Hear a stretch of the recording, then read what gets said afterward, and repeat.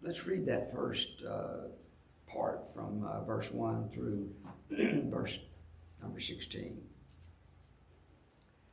Do not rebuke an older man, but exhort him as a father, younger men as brothers, older women as mothers, younger women as sisters with all purity. Honor widows who are really widows. But if any widow has children or grandchildren, let them first learn to show piety at home and to repay their parents, for this is good and acceptable before God.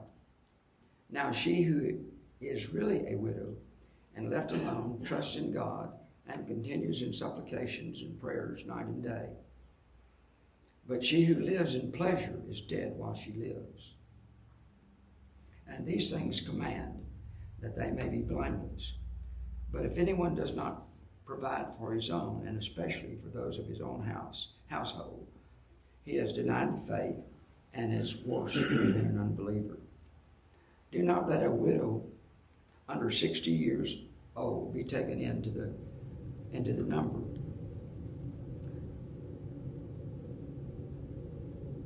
And not unless she has been the wife of one man, well reported for good works, if she has brought up children, if she has lodged strangers, if she has washed the saints' feet, if she has relieved the afflicted, if she has diligently followed every good work. But refuse the younger widows, for when they have begun to grow wanton against Christ, they desire to marry, having condemnation because they have cast off their first faith. And besides, they learn to be idle, wandering about from house to house, and not only idle, but also gossips and busybodies, saying things which they ought not. Therefore, I desire that the younger widows marry, bear children, manage the house, give no opportunity for the adversary to speak reproachfully. For some have already turned aside after Satan. If any believing man or woman has widows, let them relieve them, and do not let the church be burdened, that it may relieve those who are really widows. This is I always thought this was a very easy text, but as I began to really go over it again, I found myself in deep water. A lot of times you get, you've read something many times and thought about it, and you think, well, I know what that's saying. There's a passage for verse 9, which I am not sure about still, and I've read everything I have on it, and I'm still kind of disoriented as to exactly what it's saying. I'll tell you what I think, but whether it'll be right, I'm hoping it's closer enough to the truth to be satisfying. Well, you might notice that in the first two verses, he's speaking about how Timothy, who's the young pastor at the church at Ephesus, he's there as a representative for the Apostle Paul. And Paul is writing this letter to him because Paul is away. He couldn't stay there for some reason. But so he's writing back to Timothy, addressing some of the issues, problems that they had at that church. Thankfully, there were problems in the New Testament churches. And those problems were solved by these letters. And so when we have the problems, the same ones they have, we have the answer. It's already there. They had to learn that answer through either a letter or a visit from an apostle or something like that. Notice he says in this, do not rebuke an older man, but exhort him as a father. Now, there are times when rebuke is okay.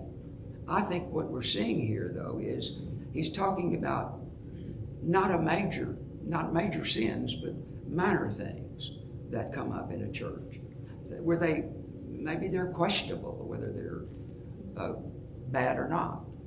I made if we have time, I'm going to give you an illustration. But anyway, the word rebuke suggests that there are problems. Notice what he says. Do not rebuke an older man, but exhort him as a father. Younger men as brothers and so forth. So he's recommending against rebuke. Now there are times, as I said, when a rebuke is necessary. In fact, the Apostle Paul says in his 4th chapter, let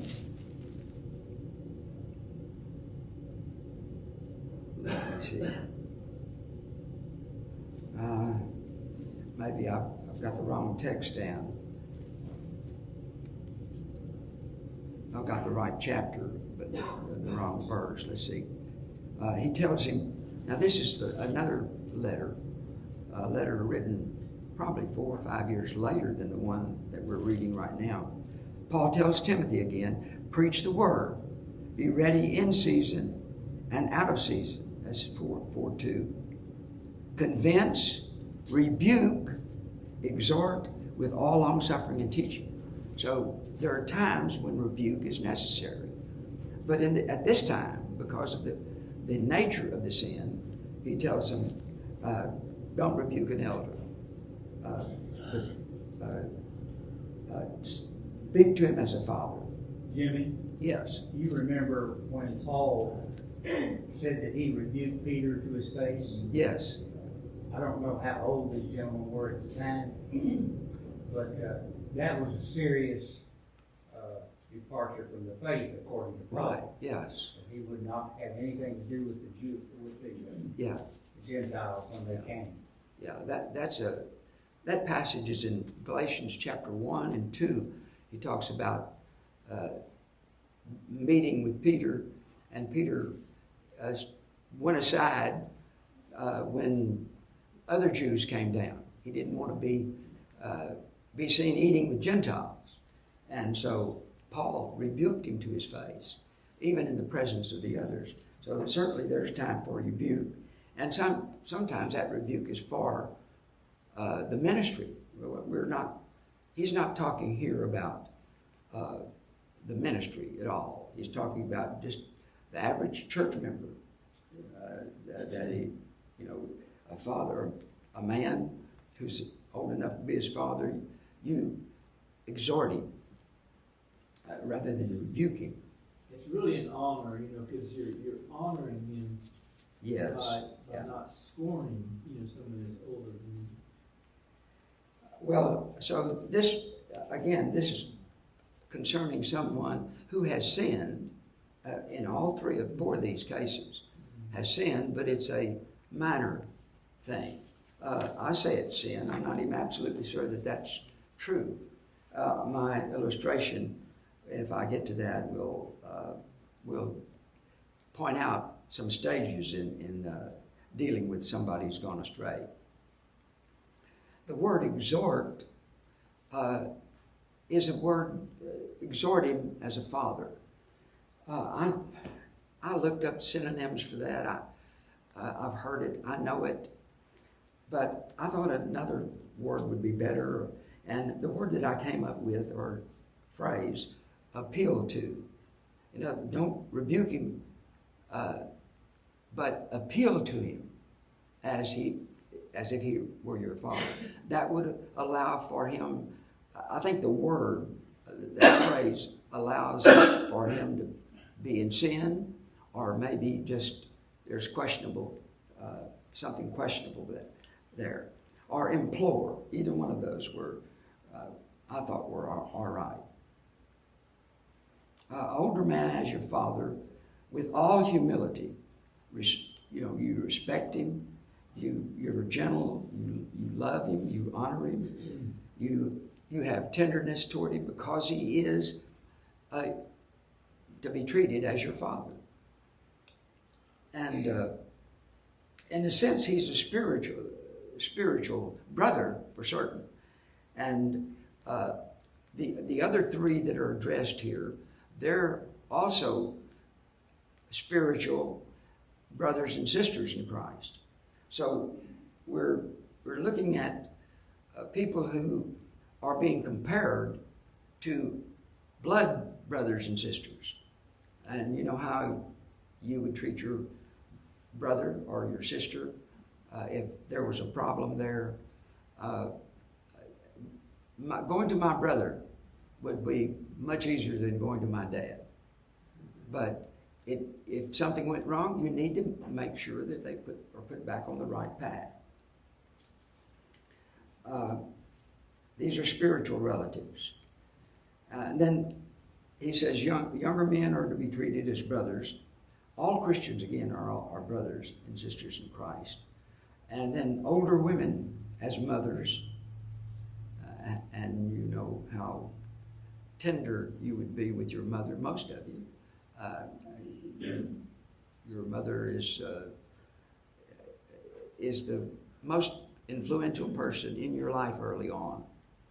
In fact, there's an old saying that shows how influential women are at large. The one who rocks the cradle rules the world. I don't know if you've heard that saying before, but I heard it as I grew up. I think it was my grandmother that said that often. And she was one who not only rocked the cradle, but she ruled in a sense. She was a mother figure and very dominant in our family. But she was tender and loving to all the children, the grandchildren. And then, of course, all of these, are good examples of how we're to treat those who are close to us in the church. And then I also had this written down that with sisters, with our the young woman, he says that you're to treat her as your sister in thought, in speech, behavior, in complete conformity to the moral law of God. My sister and I grew up, we were pretty close to the same age. She's 2 years younger than me. And we fought all the time. And I didn't realize that I mistreated her as a kid.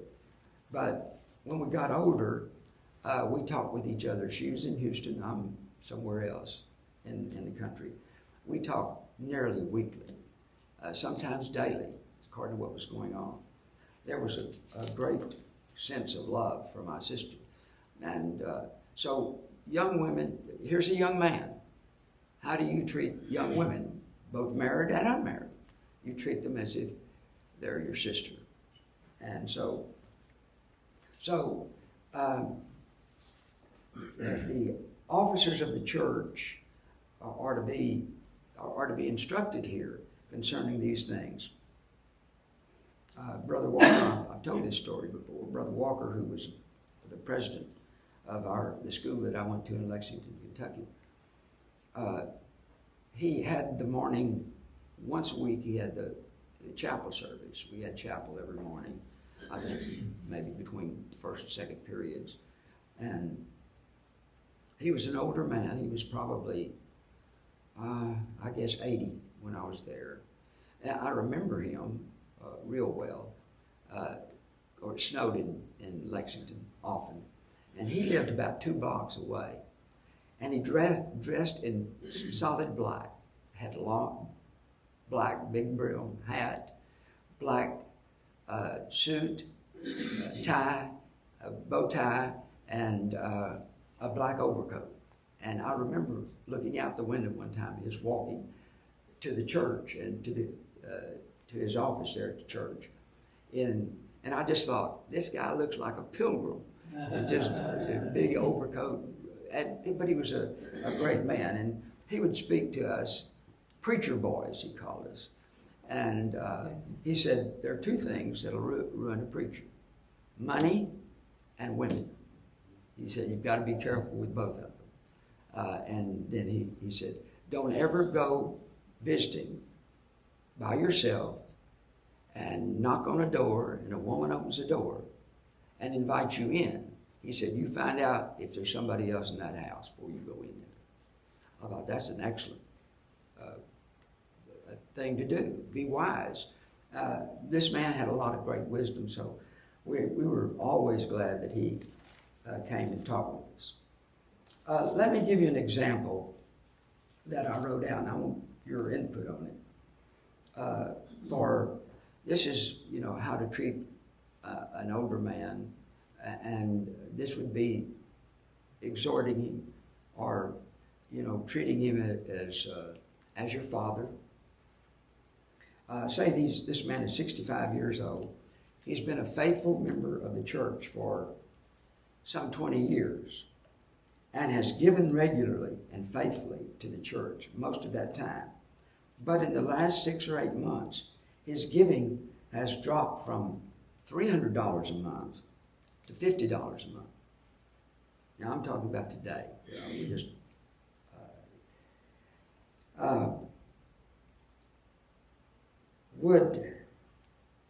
should he be approached? Should someone in the ministry go to him and try to find out why the drop in the giving? Yes. Yes. You think so? Yes. You think so? How many of you think so?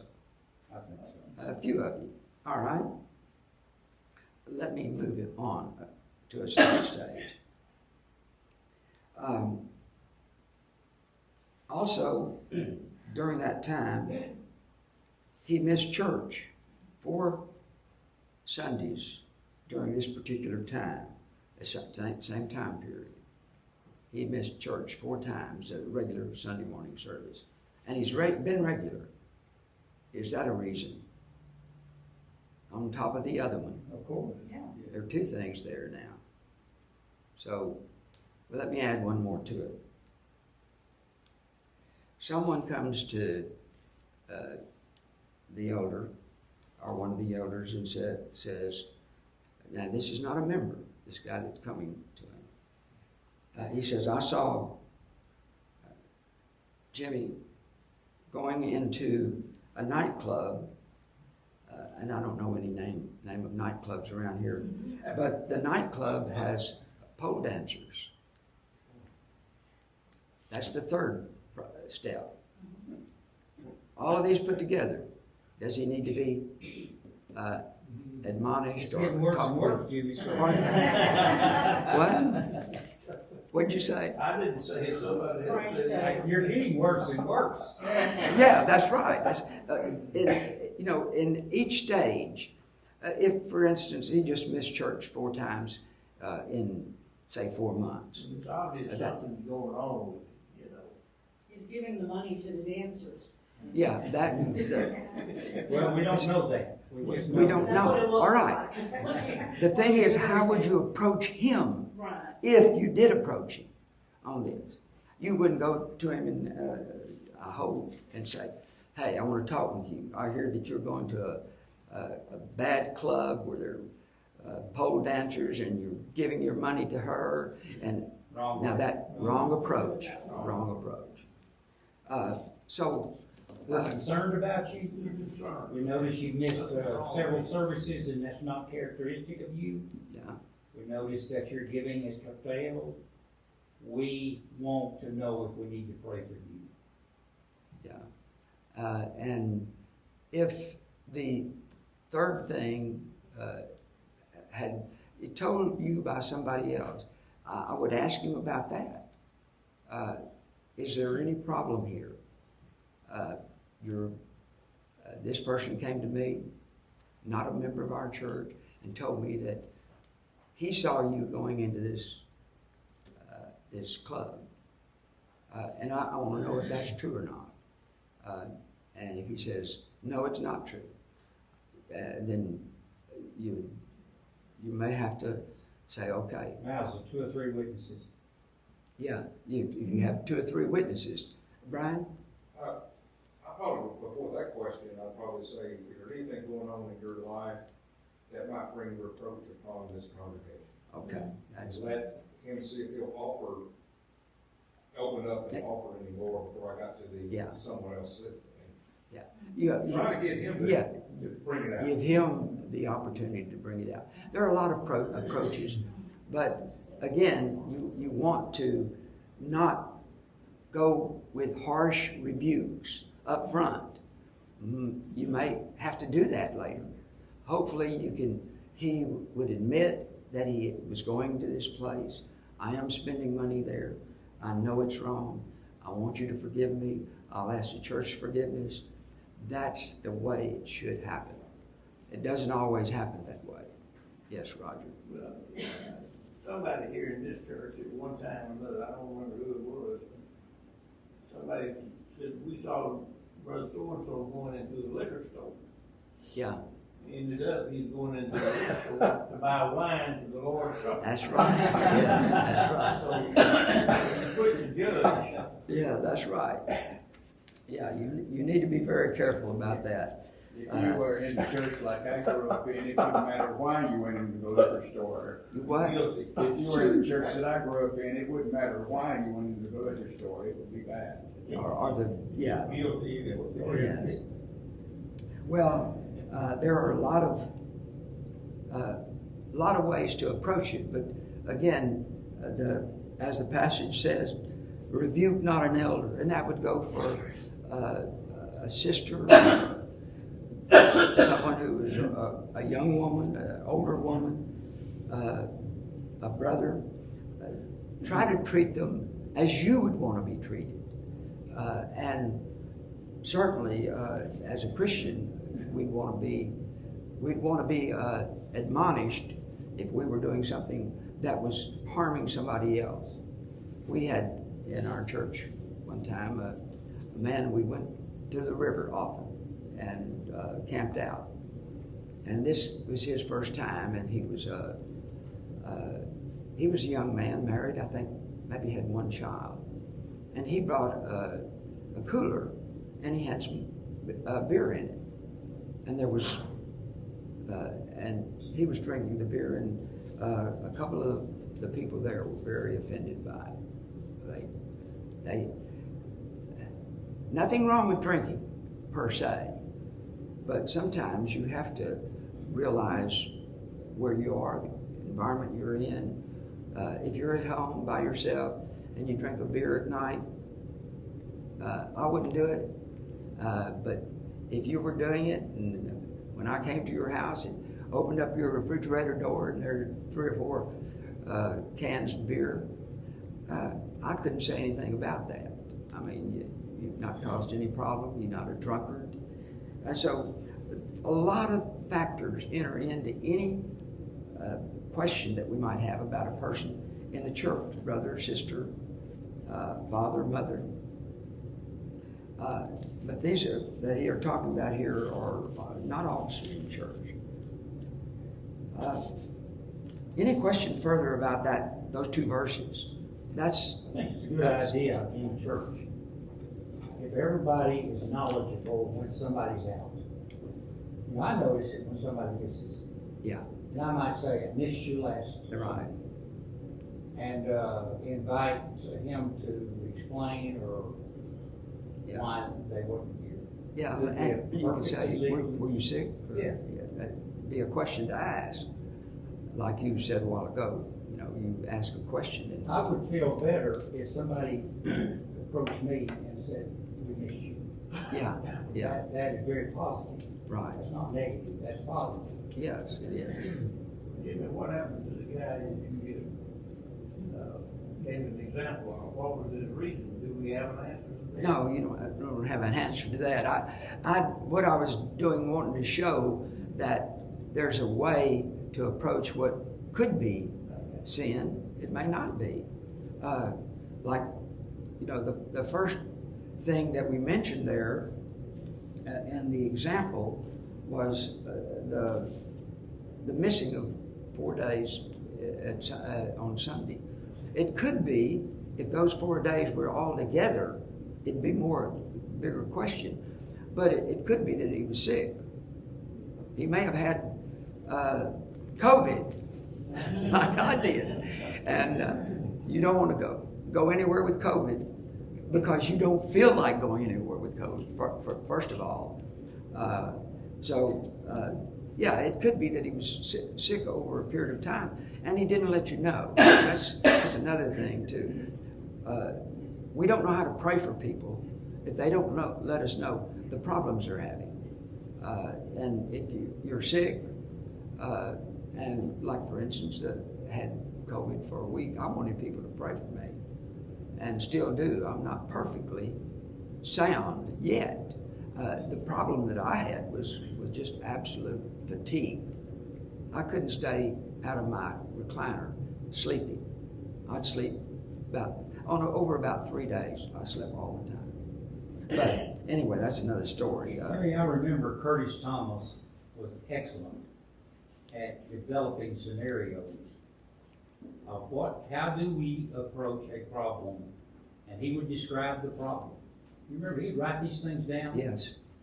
And he took a lot of them from personal experience over the years. Right. And welcomed men or women or whoever to develop an approach to that problem. Yeah.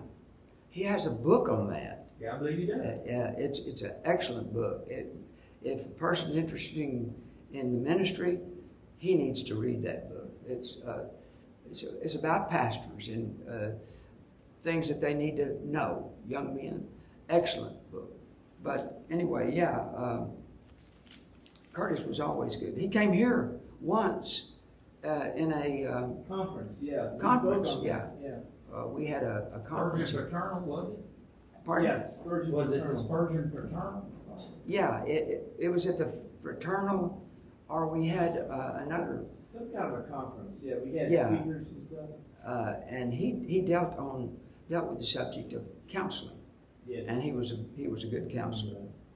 Well, in the second part, the honor true widows, that's what the title is here. The first part, 3 through 8, is widows in distress. This whole passage, verses 3 through 8, is about widows and God's concern for their well-being. And he is concerned. Older widows especially are to be treated as mothers, like in verse 2, of course, and are to be honored. And in this sense, I think he's talking about money. But look at verse 17 in that same chapter. Let the elder who rule well be counted worthy of double honor. And he's talking about money there. So we might go back and say, honor widows who are really widows. One way to honor them is to make sure they are taken care of as far as their financial affairs. Of course, in those days, they didn't have Social Security, and women didn't work out of the home like they do today. So it's a different scenario, and so we'll deal with this in our context, and it'll be somewhat different. Yes. Verse 3, honor widows who are really widows. Yeah. I mean, we have widows and then we have really widows. Yeah. What's the difference? Well, it tells us who the really widows are in the passage. Let me see if I have. I wanted to get those two things out. Okay. Notice he says.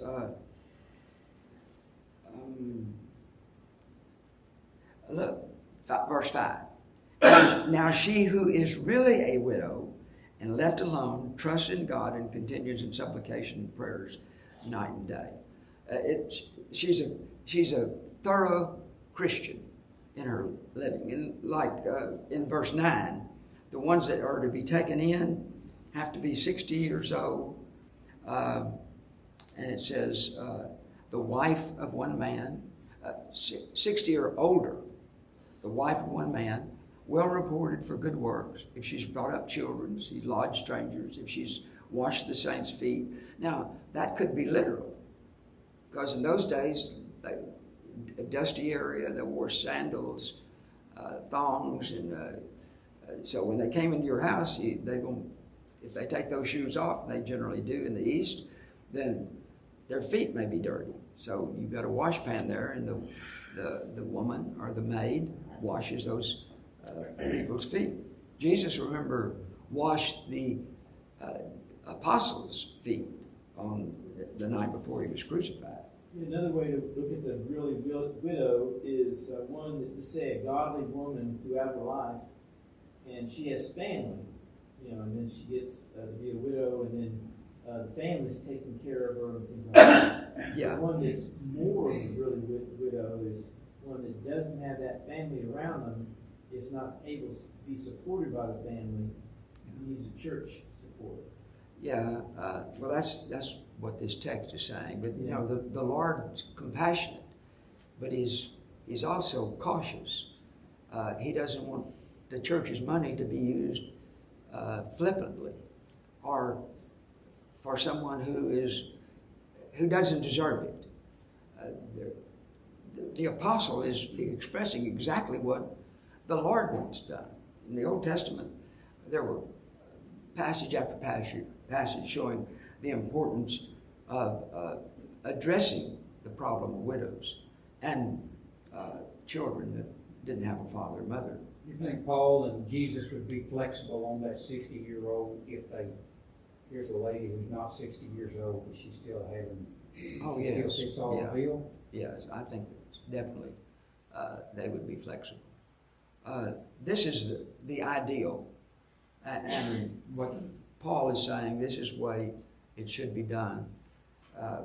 But there are exceptions to all rules, almost all rules. There's no exception to adultery now. But things that are indifferent for certain. Well, I copied this from Hendrickson's commentary.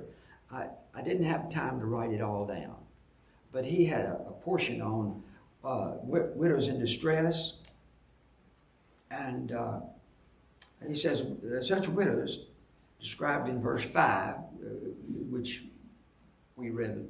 Now she who is really a widow and left alone trusts in God and continued supplication prayers night and day. He says such widows described in verse 5 must be honored, that is, treated with high regard, with great consideration, and this implies that those who are in need must receive material support. And he refers to 1 Timothy 5:17, which is the one I read earlier. Number one, he said, God is a father to the fatherless and the judge of widows, Psalm 68:5. So he's her judge. He's standing for her. And they're under special protection, he says, by means of the tithe he provided for them in the Old Testament. And he blesses those who help and honor them, those who help and honor their mother or anybody else who's a widow. God blesses them. They have his blessings and care. And Isaiah 1:17, let me read that to you. He says, learn to do good, seek justice, rebuke the oppressed, defend the fatherless, plead for the widows. Learn to do good. And he's saying part of that is plead for the widows. And there's another place here too about a decaying city with false views of things. He says when they get to where they're decaying and not paying attention to the law of God, he says they do not defend the fatherless, nor does the cause of the widow come before them. The leaders in Israel. Jimmy, Yes. I was just thinking, years ago, I visited with a lady whose husband had left her 10 years before. Yeah. She was now probably in her 70s, and she had been led to believe that there was no way that she could ever remarry. He had left and never came back. Yeah. And I checked with some people in the community, and it was the same thing. The guy was just a rascal, and he left her. Mm-hmm. she's not a widow, but she would qualify. You know, thinking outside the box, and she's a member of the church. Yeah. She would qualify for help, I think, in the same way that a widow would. Yeah. I think you're right, Frank. I think it goes beyond, these are the clear things that need to be done. There are things outside of this area here that is, I would use the word germane to what we're dealing with. There are possibilities that come up that are not even mentioned, but referred to or implied in Scripture. Yes. I would assume that widows in that time were more likely to be in need than widows are now in our culture. Many of them have enough with Social Security to live, okay. They may have been left like I know someone who lives next door to me. She certainly doesn't need help from her children or anybody else.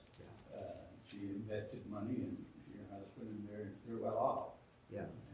Now she has one son that does help her out. She has another son that every time he's broke, she helps him out. Yeah. Sometimes you get children that become Irresponsible leeches. son. And The principle here is need. need, yeah. Need. Widows in distress. Imposes over Yeah. the widow thing. Right. Yeah, that was a problem back in that day. Yeah. And yes, again. If I see a it's- man or a woman in need in church, the church has to address that. Yes, yeah. Well, just quickly, there are other things there. I have a running commentary. Verse 4, the family should take care of a mother or grandmother who is, has needs. That maybe the husband died and she's alone. She doesn't have the means of taking care of herself. It's definitely, the family should step up to help. And then verse 5, she depends on God to provide. As Anna in the New Testament, remember she worked in the temple, evidently was supported, but she was 80 years old, and she, prayed, said day and night. And then verse 8, and like I say, I'm just kind of looking over this, but if anyone does not provide for his own, and especially for those of his house, he has denied the faith and is worse than an infidel. Those who refuse to care for them are really unbelievers. In other words, this is a sign that they're not really believers. They're not trusting in Christ. And that's grounds, that person's a member of a church, that's grounds for excommunication. You cannot leave your parents, if you can take care of them, in need, starving to death, or being evicted from their home without providing for them, providing a place for them to live, providing money for them to now that is if you can.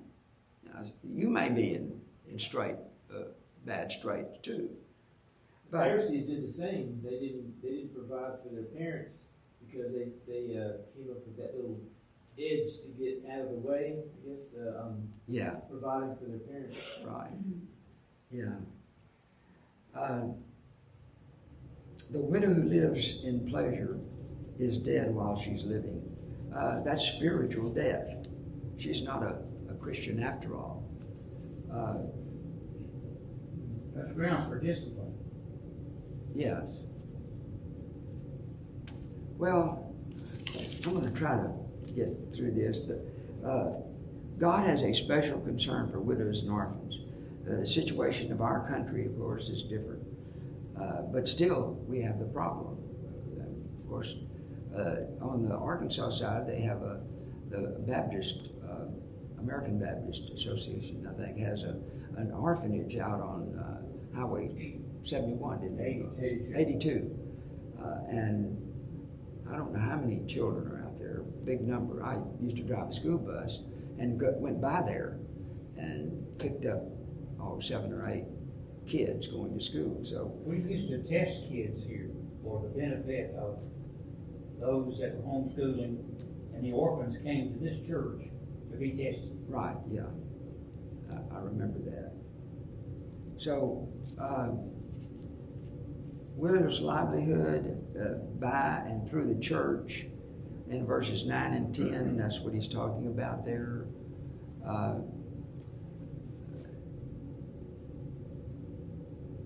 And this woman, see, verse 9 is a little bit of a problem for me because this woman looks like she's very well off. Notice she's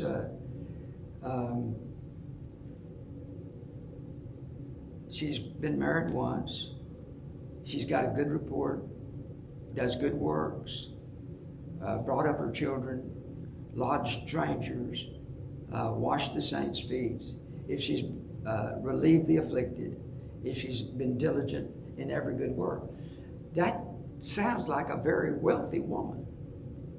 But she can be taken into she and people, women like her, can be taken in. I just wonder if that's not taken in as a deacon's assistant. You know, that's my view back on chapter 2, that we were talking about a deacon's assistant, or chapter 2. Yes, I guess it was. But anyway, that's possible. So through the church, she could be supported. Remember Acts 6? Remember Acts 6? What happened in Acts 6? The widows that were outside of that area were not getting the right amount of food delivered to them. Yeah. And so that's the first mention of widows in, the church. Deacons coming on to help and take care of the widows. And I think shortly after they got in there, they realized we need some women on this job. Not women deacons, but women helpers. But anyway, by the family of believing women, if a woman believes and she has and has relatives who are widows, I think that's what it's talking about in verse 4 and 16. Let me see. Well, in 16 especially, says, let them relieve them. That is, if any believing man or woman has widows, let them relieve them, and do not let the church be burdened, that it may relieve those who are really widows. So the family is to come along, not just the children, as in verse 5, I guess it is, not just the children and grandchildren, but other people in the family are to take on the care of those who are really widows. Well, Lydia is a good example. Remember when Paul and they were on the second missionary journey, and Paul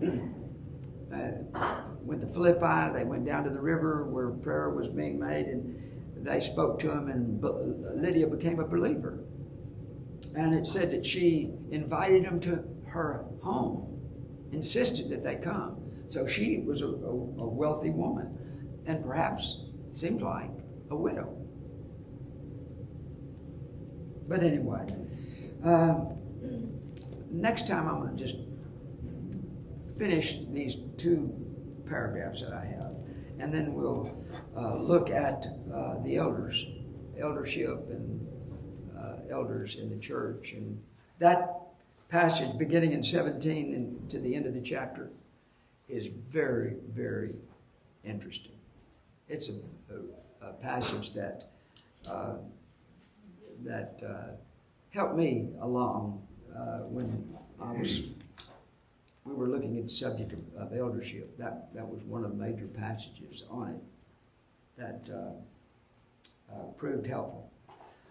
I'm sorry we went over a little bit, but trying to get through a passage that I found to be a lot more complicated than I had thought before. Let's stand.